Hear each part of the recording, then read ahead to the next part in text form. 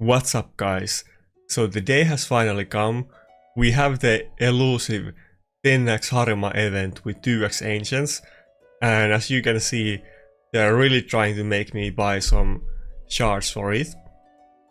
And I did empty all of my gems, as you can see, for Ancients.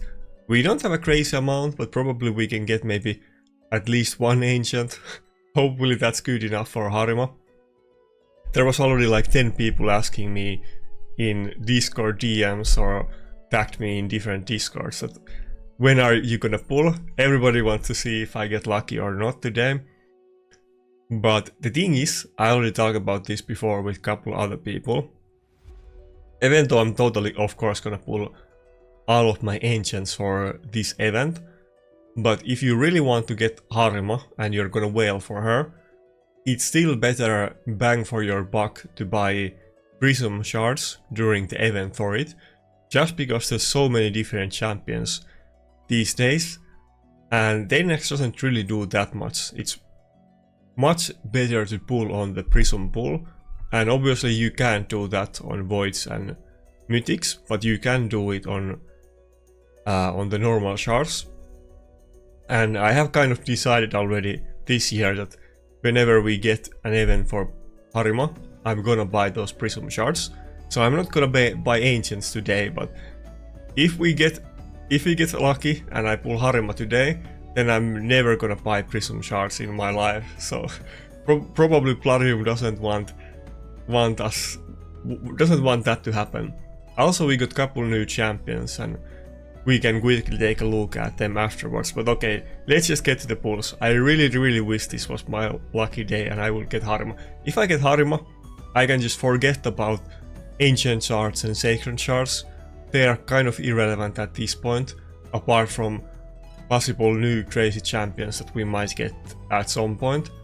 Actually, what just happened with Lizardman faction was that the Theox kind of changed the game, and in top arena people are just using Theox offense teams because he has a passive that your entire team is immune to polymorph, and then you can, use Ramantu and as much debuffs as you want as possible on your team. Maybe there's gonna be other good normal champions that way that might be OP. If I could just get a goddamn pesky Harima, I could basically stop pulling Ancients and Sacreds and save them for very special occasions. But I keep always pulling everything because I want to get Harima, so that's where we're at. But the real game nowadays is not even Voice but Primal Shards. That's what you really want to get. But Harima is that one champion that is so game breaking in the normal pool. I have talked about this. If you go check my Discord, there's can I show it? Can I show it without leaking DMs? Okay, I think I can do it. There you go. Yeah, there's a calculator in my Discord on the useful information channel. This one has multiple different calculators, not just this one. But this is a peak example. You can see how people often don't understand how massive deal actually Harima mitigation is. Here you can see, here's just a typical example of Nuker with some ignore defense. You can put all of your stats here and it will take account in masteries and everything. And you can see that the normal damage can be up to 375,000, and without any other damage mitigation it goes to 1/3 with Harima passive. That's how OP it is. If you have ignore defense, it makes your champions totally suck. If you have insane multipliers without ignore defense, it still sucks, but maybe you can kill Harima. But yeah, as you know, not me. I mean, Narcissus can kill Harima, even though he has ignore defense, but he doesn't really rely on it that much. But my main nukers are Narcissus, Rotos and Wukong, who right now isn't even a nuker. Harima is such a pain for me, but even if you don't use full ignore defense nukers, it's still the highest damage mitigation in the game. not only is every other passive ignored by Narses anyway, but even if they don't have Narses, it's still the best damage mitigation by far. Right now we have speed meta, and it doesn't really look like let me pull out some platinum leaderboards. It doesn't really look right now like people keep telling to me that Harima isn't as good as I think and so on, but I'm trying to speak the context and like make you realize it. Like right now we have speed meta, and it doesn't really look like it's gonna go away at this point. But if there's ever gonna be some kind of tank meta again, the only way that can happen is with Harima passive. Maybe there's some new champion that their passive can be ignored from Narses that mitigates damage. Maybe it will become a thing, but it will only become a thing with Harima because Ursuka passive, Duchess passive, Nakarada, you name it, any passive that mitigates damage, it's ignored by Narses. Harima passive though isn't, and even before that, Harima passive was the best damage mitigation in the game, by far.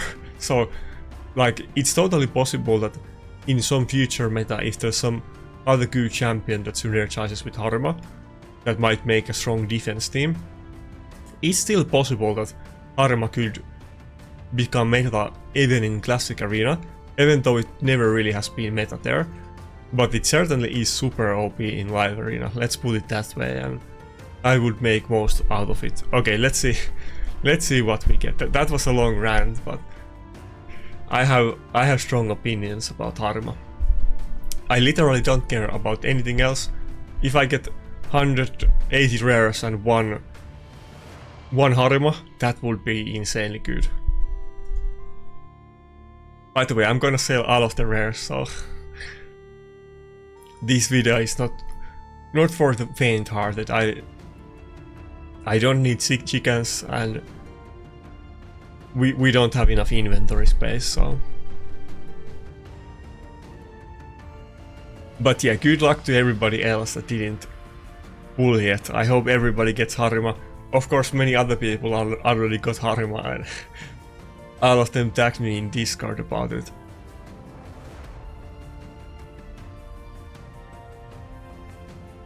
Okay, the 2x is on, but it doesn't it doesn't feel like it's on. Come on, let's see some legendaries.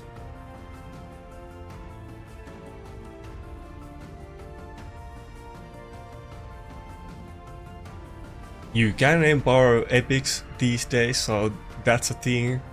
I still don't really care about them, but I guess they're not as irrelevant as they used to be.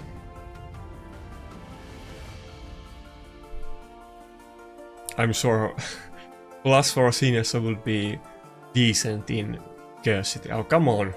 I don't want to see epics, I want to see legendaries. That's like, what? That's like 5 epics, half of the pools were epics, but not a legendary yet. Come on, just let it be Harima. Please. This game would be so much more enjoyable if I just pull Harima today.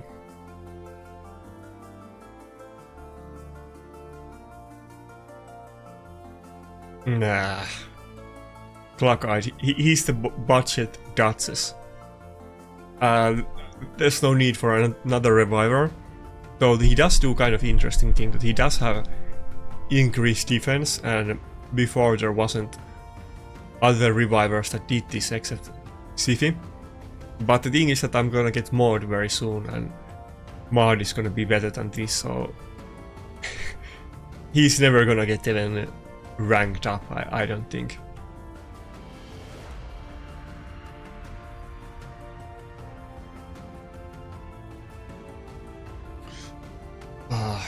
Now we only have 80 shards left, so there's definitely not gonna be beatable.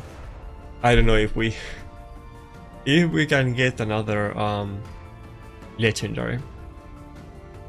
Wait, where is it? Okay. Ronjar, when did I pull it? I feel like I wasn't supposed to pull it. I was saving it for later, but I guess I did pull it for some event and totally forgot about it.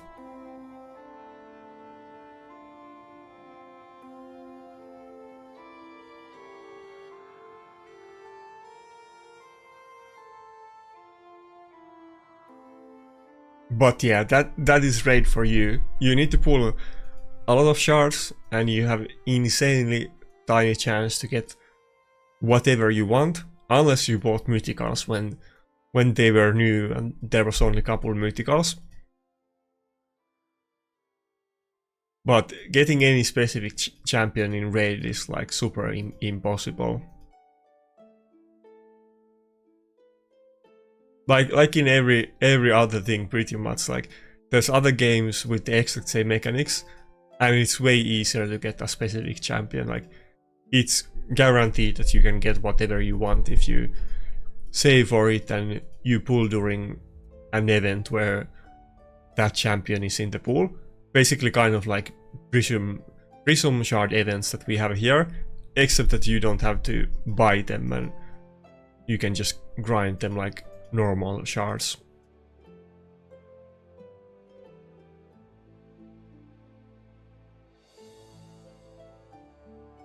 I can't do this fast enough, but I'm only gonna get disappointed in the end, I think. But yeah, now you know why I didn't buy more shards. I will still well for Harima. That's the thing that I have already planned a couple of months ago. But it will be during a Prism event and not this one.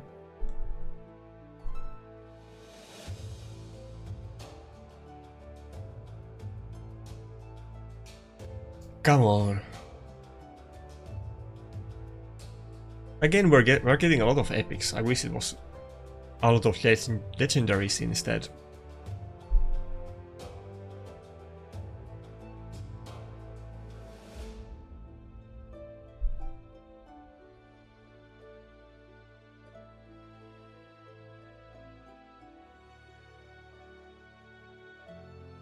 It's kind of a weird feeling because I used to be super excited pulling shards in raid, but these days I'm really not.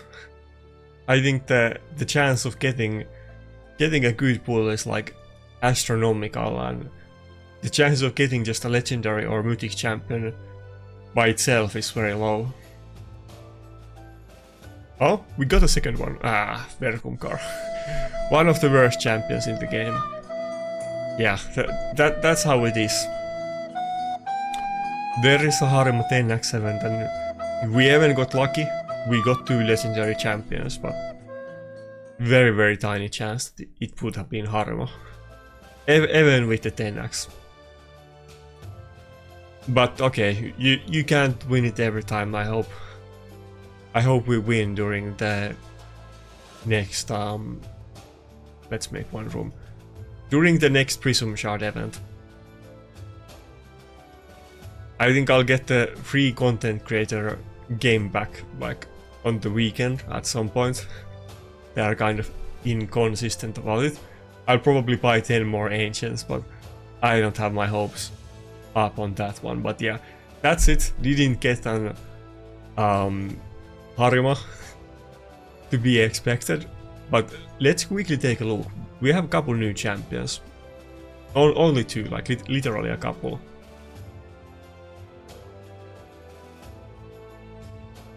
In case you already didn't see, there was a update just now today with some news.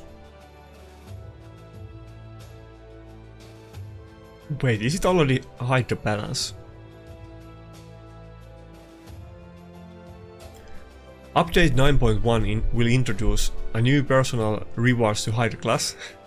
Not Priya rewards. The idea is simple. You participate in the class, accumulate points until you reach a certain milestone and unlock respective reward. Damn, that's gonna screw our clan up a little bit, because right now we're doing 650 million points max. We'll need to take a look at those rewards. There are 4 milestones, each offering one of the Hydra class chests, similar to those you would normally receive if your clan performs well enough in the class. They feature various rewards including stone skin and protection accessories. You will earn these points over multiple classes, and once you claim the last chest, your points will reset so you can repeat the process and earn the milestone reward. So that's gonna be the PT system, or that they promised a couple months ago, that they are gonna balance the rewards and make you get something even without winning. But I wish it was a different way, because we don't want to do 1.2 billion points in my clan, but I guess we'll have to take a look into it. New Clan League. The Platinum Clan League will become available in the new update. We will tweak new CVC tasks to match the change, and more importantly, we're introducing new siege tasks to reward clans that perform well in this PvP mode. I don't know what that means. There was like 6 tiers, so is this the tier 7? A little bit confusing, but okay, I guess there was a lot of updates. And then there was some buffs. We already talked about these a while ago, and they're not big deal. It's weird that they told about these like maybe 1 or 2 weeks ago already. But here's the 2 new champions that we got. So there's one new mythic champion, Ashanar Dragon Soul. This is like, you will see everything has burns, and he has passives with burns. Again, we don't know the multipliers, it's kind of hard to speculate here. But attacks one enemy 3 times. Each hit has 25% chance to increase the duration of HP burn on the target by 1 turn. HP scaling, and I think the other form is defense scaling, yeah. Attacks all enemies, instantly activates all HP burn debuffs on all enemies. Whenever an HP burn debuff is activated, an enemy by this skill decreases the resistance by 10, and whenever it activates an ally, also by 10. And he has another skill that he activates a burn on both enemies and allies, and heals allies from like the HP burn. I think there's another champion with that skill, but I forgot who it was. Also fills the turn meter of all allies by 5%. 5% for each HP burn debuff activated on enemies. Places 25% weaken debuff and HP burn on all enemies for 2 turns. Also places an HP burn debuff on all enemies for 2 turns. This debuff cannot be blocked or resisted. Then fills turn meter of all allies by 30%. So there's multiple abilities that like synergize with burn and do turn meter. So that's kind of interesting. I wouldn't completely write this guy out instantly.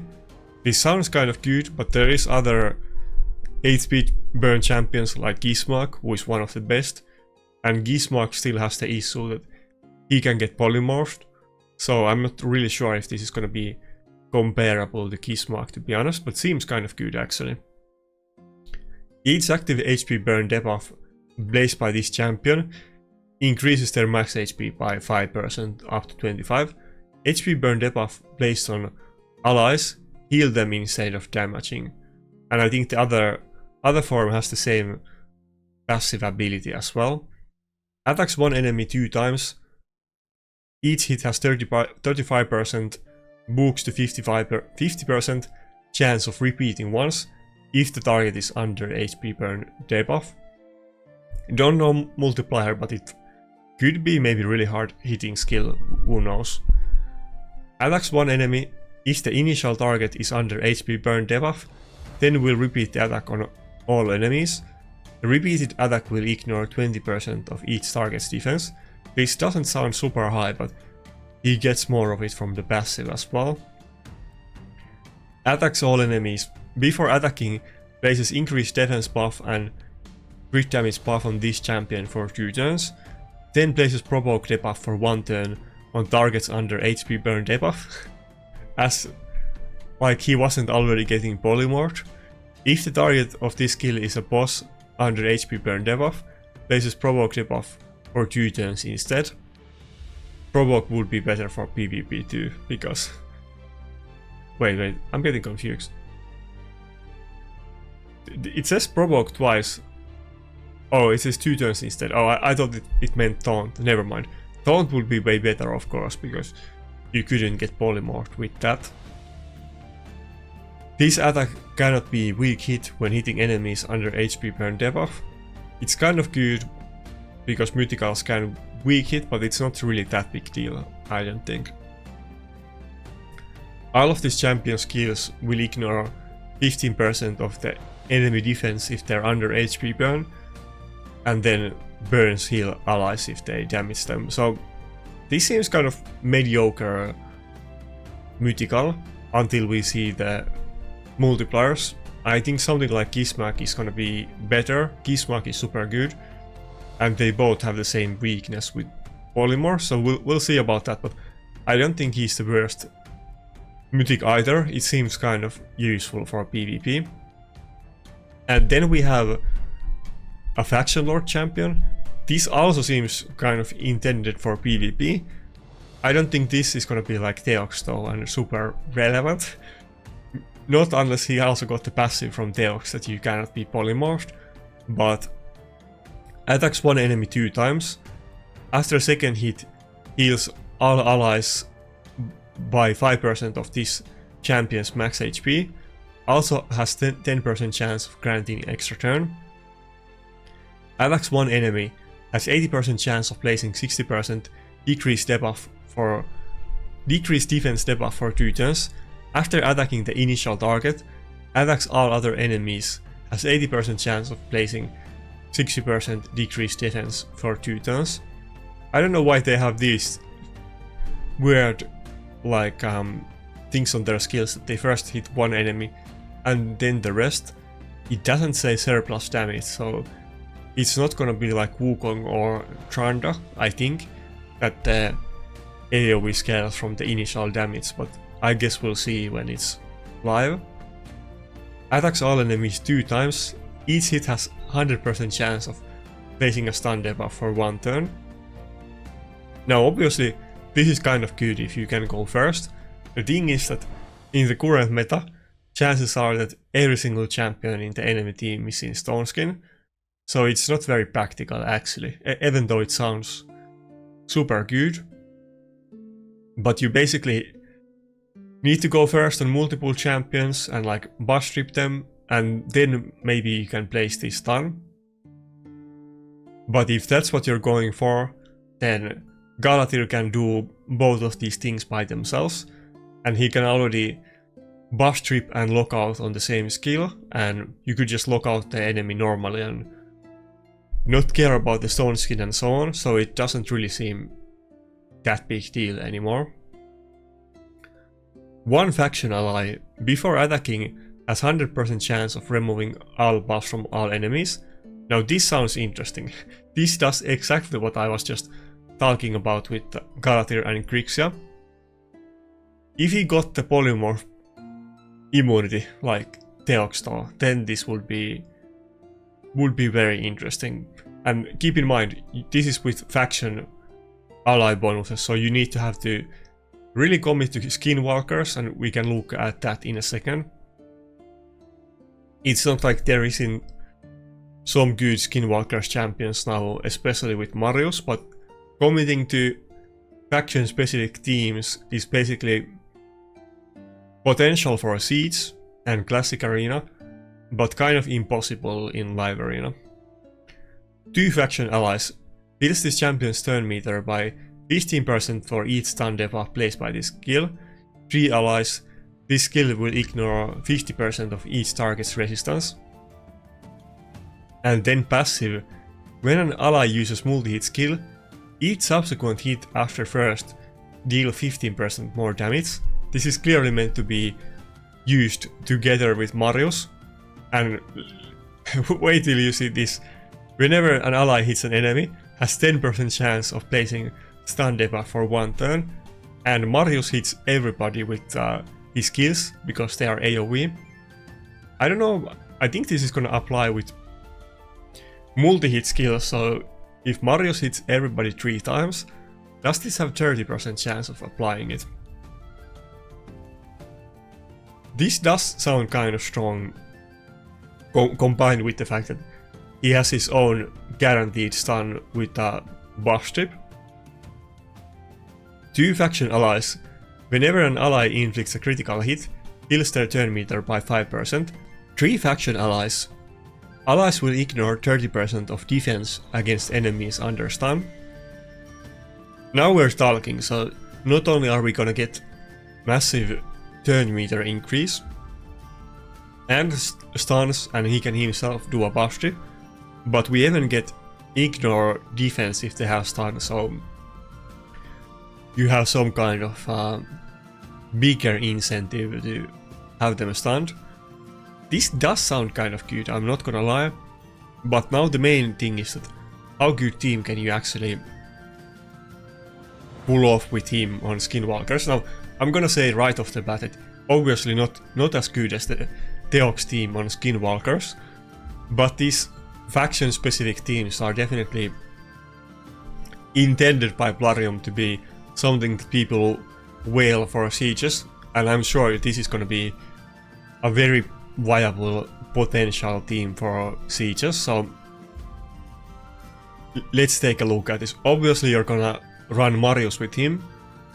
Marius has AoE skills and multi-hit skills, so it's perfect with him. Not only are you getting turn meter from crits, and you're doing a lot of them, but you have very good chance to stun enemies, so you're definitely gonna pair those two. Then there's one reviver in the faction, so you're probably gonna go with Ukko. After that, I don't think there's anything super scary here. Maybe you could even pull out the Cheeky Basher in where is Basher? Cheeky Basher in Sieges in combination with this.